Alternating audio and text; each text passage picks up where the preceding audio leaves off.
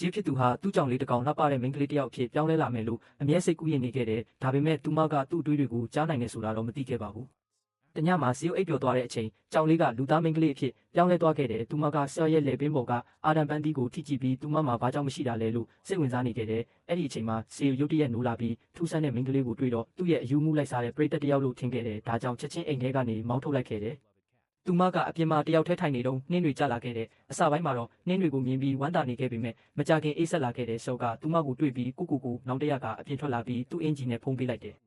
အဲ့ဒီနောက်သူမကိုအိမ်ထဲပြန်ခေါ်သွားပြီးဒီညတညနေခွင့်ပြုခဲ့တဲ့အေးမိမှာဆိုလို့ရေချိုးခိုင်းလိုက်ပေမဲ့ကြောင်ဖြစ်နေခဲ့ဘူးတဲ့သူမကရေချိုးကန်တဲ့ကအရာအလုံးကိုစိတ်ဝင်စားနေခဲ့တဲ့စီယိုကအရင်ကသူမကိုရေချိုးပေးခဲ့တာကိုမှတ်မိပြီးရေပိုက်ဖွင့်လိုက်ရပူလုံးနဲ့ရေထွက်လာတာကြောင့်ကြောက်လန့်ပြီးစီယိုရဲ့ရင်ခွင်ထဲပြေးဝင်သွားခဲ့တယ်သူမရဲ့ကြောင်တဘာဝအတိုင်းစီယိုကိုပုတ်တက်နေခဲ့တာကြောင့်စီယိုအံ့ဩသွားပြီးအခန်းထဲကနေထွက်ခိုင်းလိုက်တယ်နောက်နေ့မှာဆက်ကသူမကိုတွားခိုင်းလိုက်ပေမဲ့သူ့အကြိုက်ဆုံးပန်းအိုးကိုမတော်တဆလဲကျစီခဲ့တဲ့ဒေါသထွက်တော့မဲ့အချိန်မှာသူမလဲကြမလို့ဖြစ်သွားတာကြောင့်